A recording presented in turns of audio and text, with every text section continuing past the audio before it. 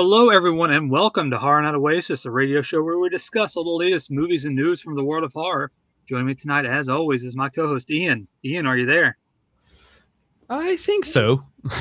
That's good to hear. I'm glad everything's well. Hopefully, you're staying warm. I know it's kind of chilly out there, and again, I like the cold, but sometimes it gets a little too cold, and I think we're Yeah. gonna get another winter storm here soon. At least that's what I heard. I don't know, but hopefully, it all goes well.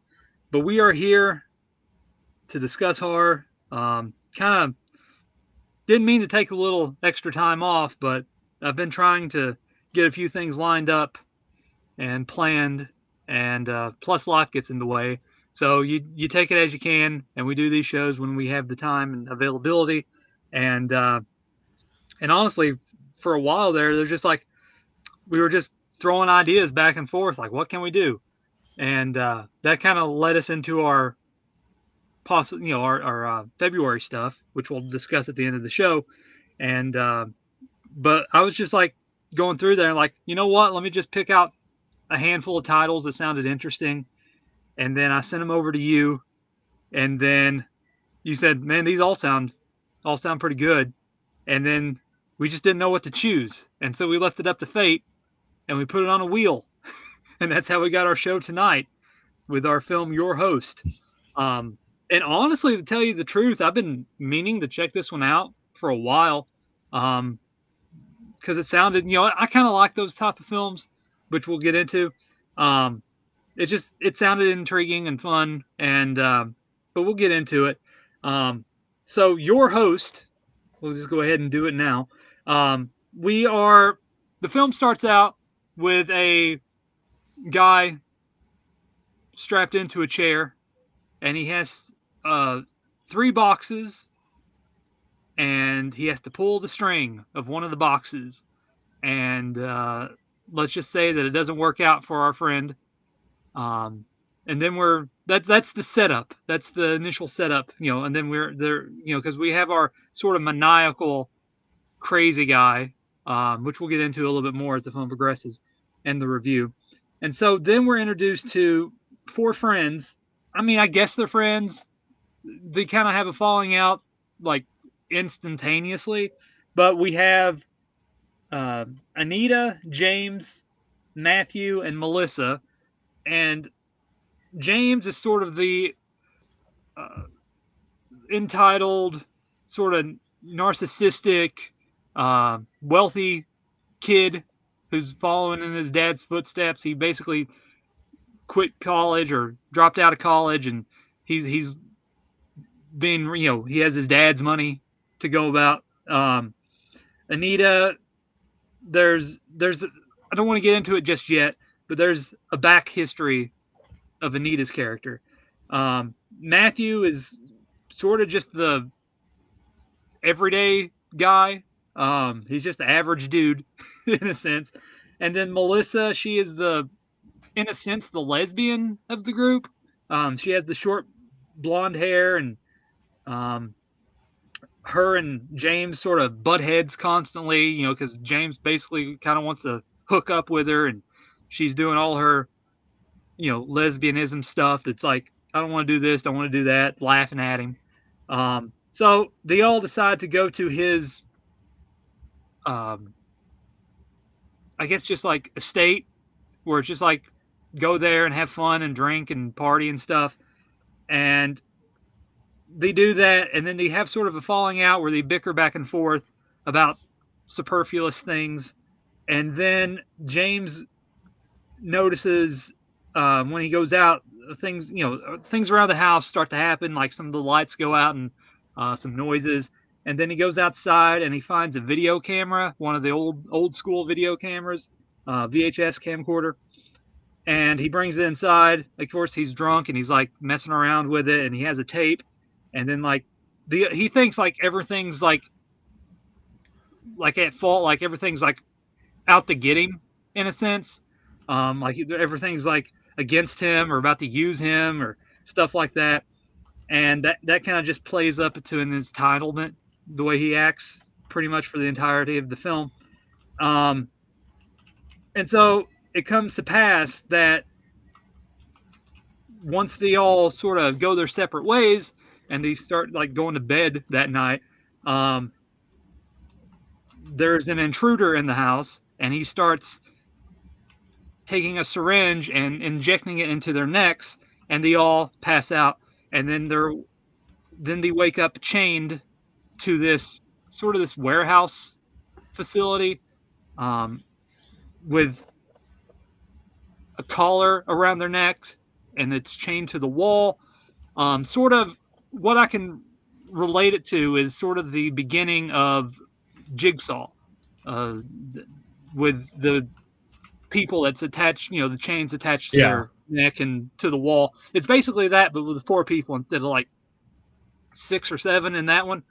Um, and so it sets up like that. And then we're introduced to our host. And I'll just go ahead and say his name. His name's Barry. Because that gets a little, I just don't want to say host constantly. I just want to say his name. So we're introduced to Barry. And he has, as you can see on the poster, he has sort of the half mask missing. And he is a eclectic or eccentric game show host where he is participating in front of a bunch of mannequins in like bleachers and in various ways and clothing, and he has the video camera set up, and he is basically doing a game show with these 4 participants, as he calls them, and he goes through various games, and truths come out as the game progresses, and more, I wouldn't say twists, but more revealing situations to the story and what eventually happened to lead to this, of everything that's going on. And overall, again, I don't want to give too much away yet, but that sets up basically where, again, they're in a predicament, they're tied up, and they go through various games and challenges, all while being tortured in the most maniacal ways possible, and some gruesome, and one particular. Overall, again, I don't have a problem with like Saw ripoffs, and I've seen a lot, and this one just kind of fell right in line with other films of the ilk, like The Yeah. Dare. Um, what was the other? Ringmaster was very similar to this, with the girl in the gas station, and then she gets um, kidnapped and held in a room, and a game ensues. Circus Kane, Are You Scared? 1 and 2, just the same films, where there's a crazy madman, even Brutal, it's similar to that, but again, Brutal's more subdued in its approach, and there's a good meaning behind it. This one is just like revenge in a sense. Again, sort of the whole John Kramer Jigsaw scenario. Um, and I dug it for what it was. It wasn't anything spectacular, but if you like those type of films, and again, some of them aren't the greatest, especially the Are You Scared franchise. Um, but some of them are decent. Like I'm even thinking like Funhouse. Um, they had who was in that? The guy that played It. Um, whatever his name is. But he was in that one, and like they were all going through and like having the games that he played on the TV screens and the social media aspect portion of that film. But it just reminded me of that, and again, it's nothing amazing, but I enjoyed the story. It was kind of, again, it was kind of cliched and predictable, but again, if you like that type of stuff, it's like it doesn't really cross no boundaries. Um, and it's just like it's a solid watch. I mean, I didn't mind it, and it went by fairly quickly. I liked Jackie Earl Haley as Barry. He gave a pretty solid performance, and again, I haven't really seen him in too much since the Nightmare on Elm Street remake and Watchmen. So honestly, like this is a pretty solid little role for him. Where I mean, honestly, I think he should do more like crazy roles because it kind of suits his capability um, in that performance. Because I thought he did a fairly solid job in that role as Barry. Um, and again, all the other characters, they're bickering back and forth. It's not overly gory, but there are some solid set pieces that Yeah. end up with a gory sequence, and one in particular that involves um, a, a press, and I'll just say that's probably one of the standout key moments in the film, because you're thinking of like, okay, it's just like a few things here and there, like shot collar, there's a drill in the ear, then there's like people getting cut open to find a key, normal stuff. But once that press is introduced and just the setup to it, and then everything else that happens afterwards, it's solid. That is like the one thing that's like worthy of a watch is that press sequence. Um, but yeah, I didn't mind it. I had fun with it. Um, like I said, it's not spectacular in any ways, but I thought it was a solid performance all around. It doesn't step over any boundaries. It doesn't break the mold, but it has fun with its premise, and I like the setup of the whole game show. Like, he's like being this like, I wouldn't say bozo, but like where he's like performing to an audience and to a crowd that's not there, and they're just like, what's going on? They're crazy, and he's a crazy person. We need to figure this out, and James is always trying to pick fights with him, and he just trying to cash checks. His ass can't cash check cash. Um, he was always out of it. Again, there's some issues maybe with like, again, everything just like leads up properly to the eventual finale. Like, okay, this is just predictable because you can like, oh, this is gonna happen, that's gonna happen. It's pretty fair game if you've watched enough of those Saw-esque type films in the early thousands to mid thousands. It's just like, even to the later thousand, like the other ones I mentioned before. It's just very decent for what it is, and it's not terrible. It's kind of predictable, but it has some good set pieces. Jackie Earle Haley does a solid job, and again, it's nothing spectacular, but it's a solid, decent watch. Ian, your thoughts, and then we'll go back and forth. No, I completely agree with you. Like, once I started realizing, oh, this is just a Saw ripoff, I had my reservations about it. But I was actually like pleasantly surprised by the way it went. Now, I mean, it's not the best movie out there, but there was, you know, uh, it was definitely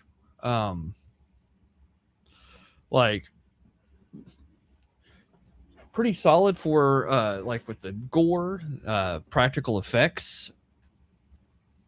The, I mean, there was not really many characters I truly liked.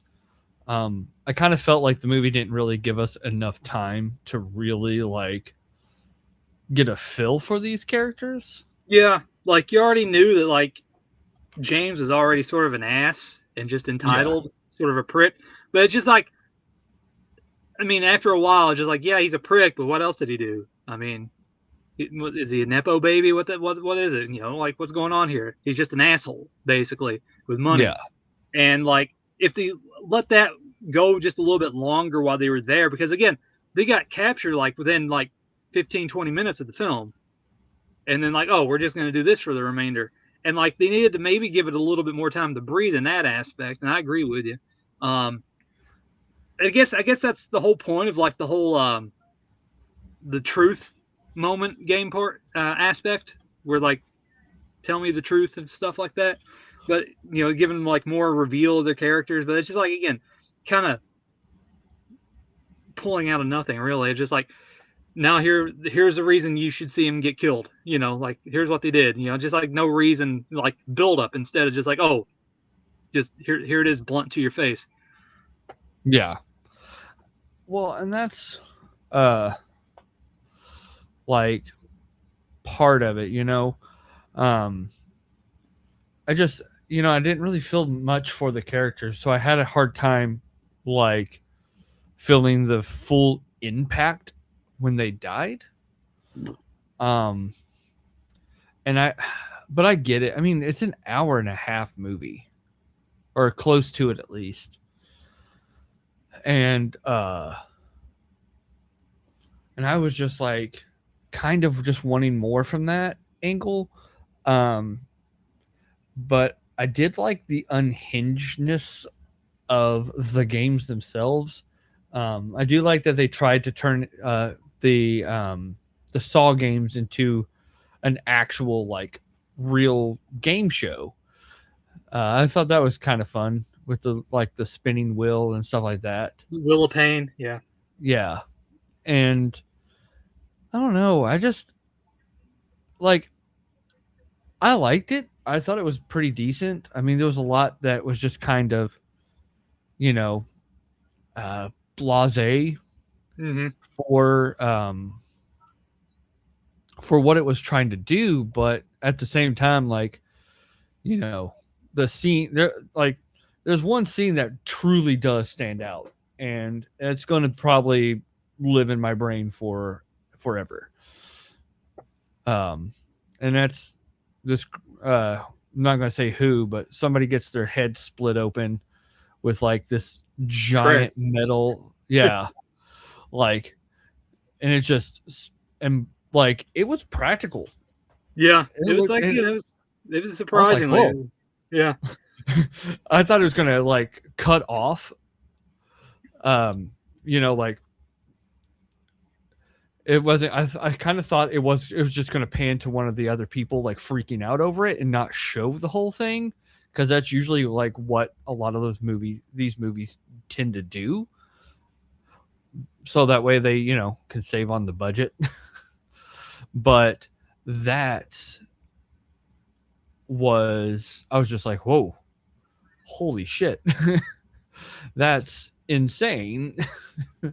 I mean, it wasn't like I I personally felt the motives were uh too, I don't know. I kind of just felt like they should have explored a little bit more of the psychos like the psycho game show host backstory just a tad bit more, just so we can fully like get into this idea that of why he truly went crazy. And I mean, what happened to him was really fucked up. Mm-hmm. And I mean, I can see him going down the path, but like Yeah, the to whole make, Me Too movement went on him. yeah. And I don't know. I felt like that was just kind of shoehorned in, like, because it didn't feel super genuine to like what was going on, like with the way the character was and everything. I don't know. I kind of felt like it kind of didn't belong. I kind of felt like I kind of wish that it would have been something a little bit more like super impactful. But I mean, I don't know. It just kind of, like I said, it just didn't really feel like the right fit for the reason, because it I mean, I can see him getting revenge on her for, on the people but that wronged him, but like in the way that he was wronged, but like I felt like it was way too like where he was at mentally, it was way too Yeah, he was extreme really like, for, yeah, this for was what like happened. being like just released out of a psych ward sort of mentality. This is like Yeah. crazy person that's in a psych ward for like 10 years. You Also, know, how did he's talking to himself. And, I kind of would have liked also to have like more exposition on like him building the sets and stuff, like, because like I could have believed like, oh, this is a really low budget show, so he was the set designer and created all of the wills and games and stuff, and that's how he was able to do all this, because it kind of just, I was like sitting there thinking to my, kept getting my little pesky brain out when I'm supposed to turn it off when I watch a movie, being like, how did he do this? How did he get a remote control shock collar and like know how to make chains that like go in and out?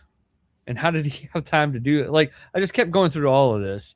Yeah, it looks But like the span of the film, or just like from when the lawsuit happened to where he is now, it's like maybe a year or two, I want to say.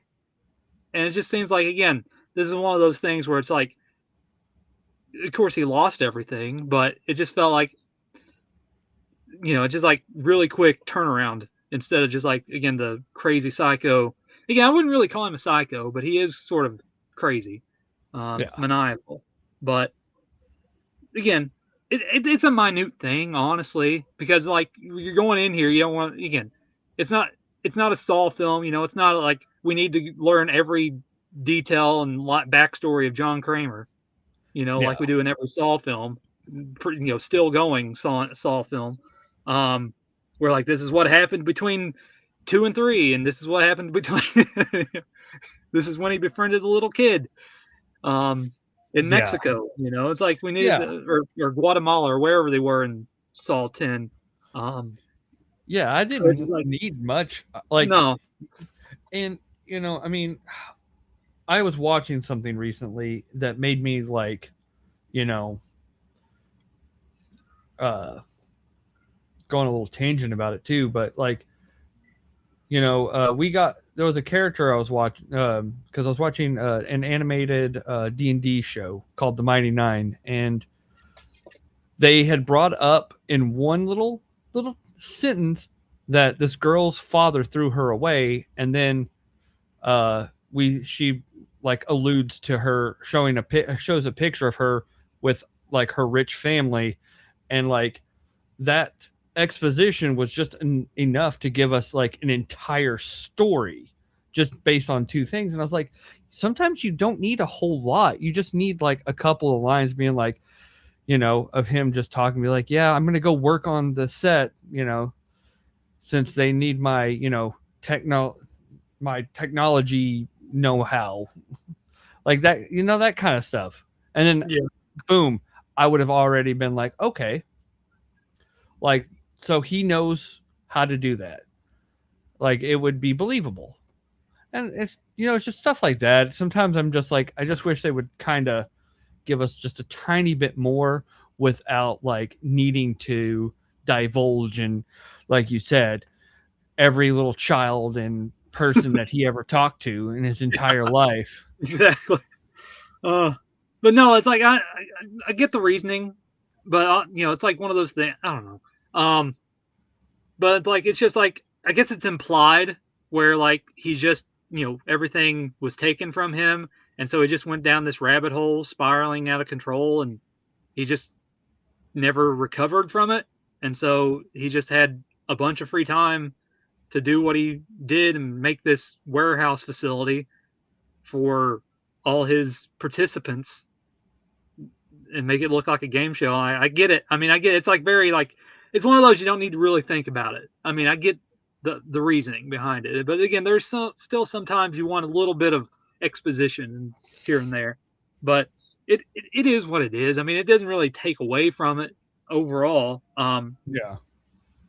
Sort of like how it was in the Dare, where like the killer or the psycho in that one, where he just comes in there and screams, and then like finally halfway through you get the backstory of like when he was a little kid, and just like learning about all the details with him and his father, um, to where he is now. So like again, it's like you don't need too much, but a little bit, besides like, oh, the Me Too movement, I can't even congratulate a girl on her birthday, without. Yeah. I don't know if I missed something about that whole transaction, but like I know she said something about had to do it to save her mom. Yeah, her mother was sick and she needed money, and so basically the one friend Okay. or the two friends decided, once the one friend had a freak out, like, and he grabbed her shoulders, like it really wasn't that big a deal. Are you just gonna let him do that? And then Yeah. like, and then she needed the money, and so like she went there and talked to the lawyer, and then that's what happened. Yeah. Yeah. Yeah. Yeah. See, I think I had just like missed some Again, spots. it wasn't the most enthralling portion of the film, but it just like sets up like why. Yeah. Yeah. Yeah. Yeah. That's all It's I sort like. That's what I it's was like just wanting that. to use. It kind of reminds me. This is just now popped in my head where the reasoning for this, like just like someone grabbing her, her shoulders, just like to congratulate her on her birthday, reminded me of like the reasoning for like the killer in the film Chop, where like the guy's getting his arms chopped off and legs chopped off, and then you get to the reasoning, and it's just like he bumped into him on the sidewalk, like, oh sorry, and there's like it's just the most nonchalant thing, like really. Yeah. See, that's what I was saying. Like, I felt like something more should have happened. Like, now I could have like believed if they would have just went a little bit further and then like, yeah, because of that, uh, somebody burnt my house down Yeah. It's just and he's killed just a my happy family. dude. It's like, Yeah. oh, he's just like so he pats someone on the shoulder, like they made it like seem like he was this big, you know, And like goes yeah, I totally can see why he would want to get, like get revenge on the person for it, like I completely understand that. And yeah, see, like, but to this extent where he's hunting down everybody that, involved. yeah, involved, like, I was like, I honestly was expecting like somebody killed his family or like trying to kill him, but ended up hurting his family instead. And like that, I would have been like, okay, so his whole family was killed. So now he wants revenge because he is trying to get revenge for his family, but he just lost a job. Yeah. Like, I mean, don't get me, he loves the job, but yeah, but not. I just like I get that ruining your reputation, but it's like, but to turn it into a Saw level, like now I get a slasher film. yeah, I could easily be like, okay, that's perfect. That makes perfect sense. But I can't get over just like how over the top, yeah, over the top this whole thing kind of was. blown out of proportion. Yeah, I was like, over just a little bit of just losing your job, buddy. Yeah. I But was like, again, it's still solid for what it is. oh yeah, no, it's not a bad film No, at all. I mean, like the little nitpicks here and there. That's about all we can really complain about. Yeah, and that's what our point of our show Yeah. is to nitpick because that's what we've been doing for what 13 going on 13 years. Yeah. But yeah, like again, I still think it's pretty solid. I mean, it has again that press sequence is great and worth the price of admission alone. You got to have one standout scene in these torture films, and that's definitely one of them. And just like the build up to it as well, like, oh, what's gonna happen, and then like it comes down, and it's like right on top of her head, and you see the like little drip of blood coming down, where like it almost had her, and then it's like, oh, you can switch places, take one of you has to die instead of this one, and then there's the whole good versus bad situation. See, there's good people and there's bad people, and he's like, and there's reasoning behind everything, trying to make everything like fall into order. Like, see, there's no rhyme or reason for anything. Just trying to Yeah, prove a point. yeah, that was just like,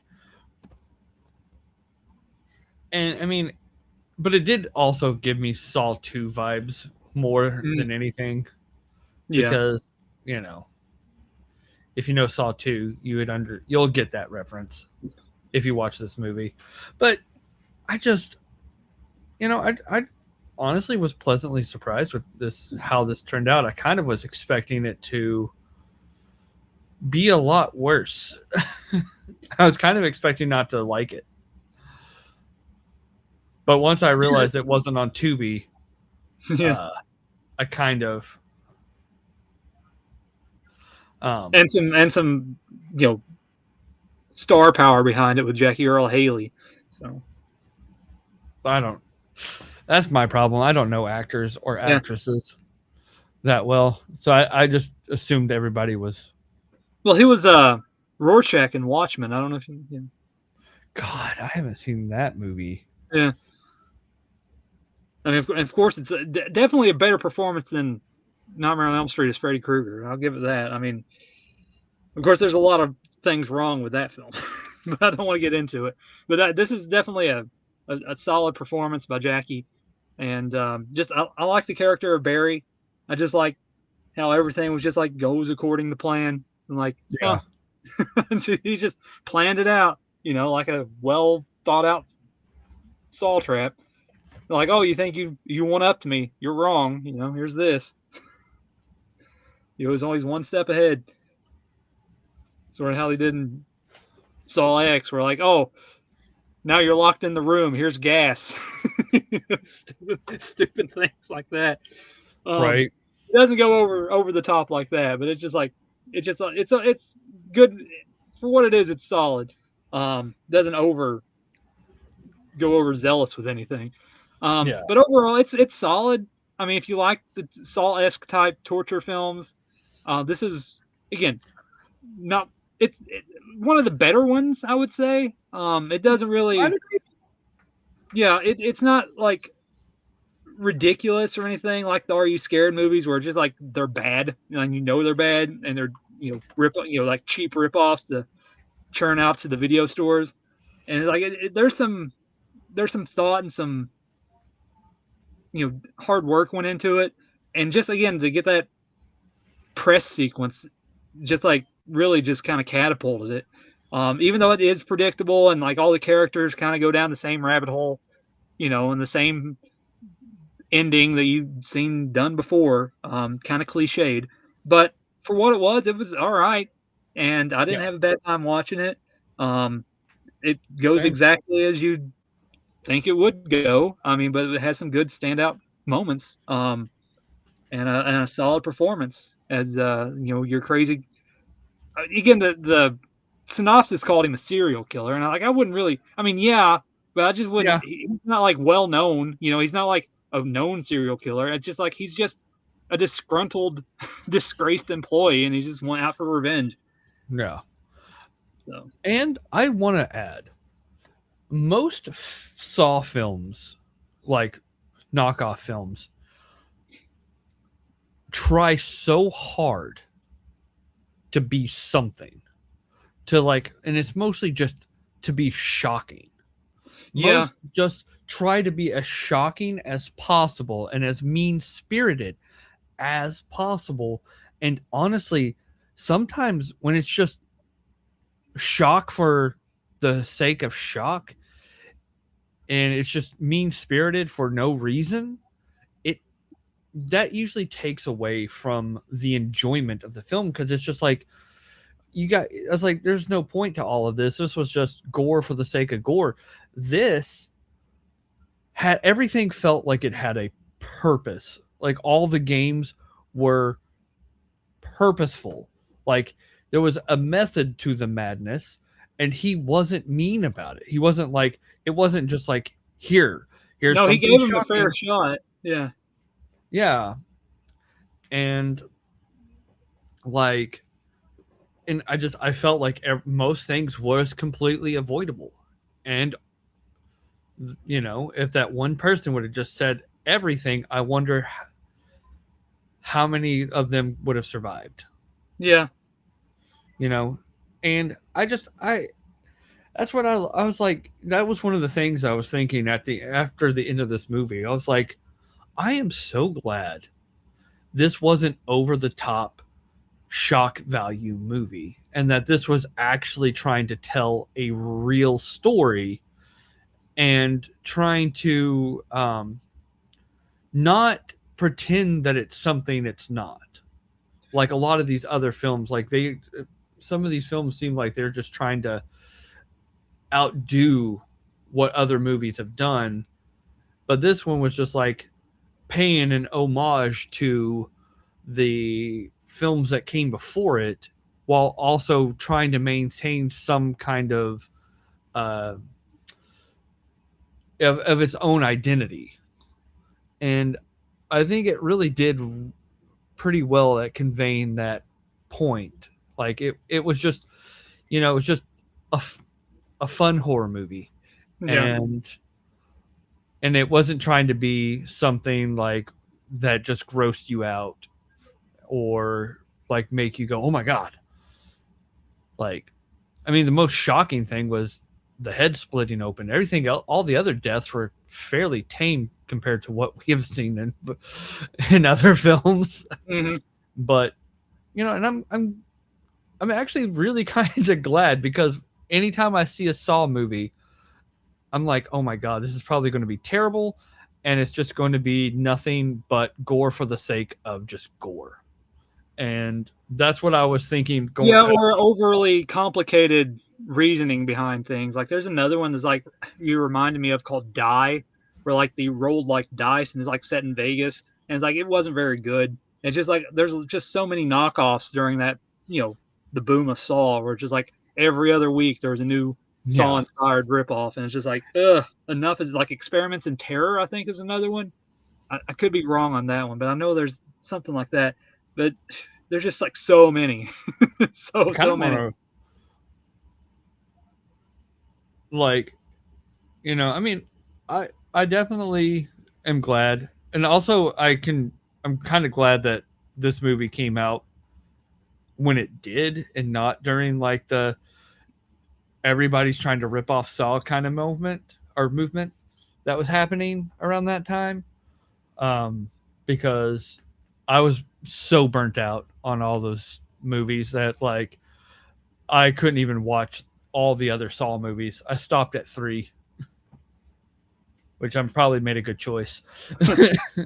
Well, it makes honestly that one kind of puts a bow on it, kind of respectfully. But if that's what I thought. If you kept going, it really gets too convoluted and stupid.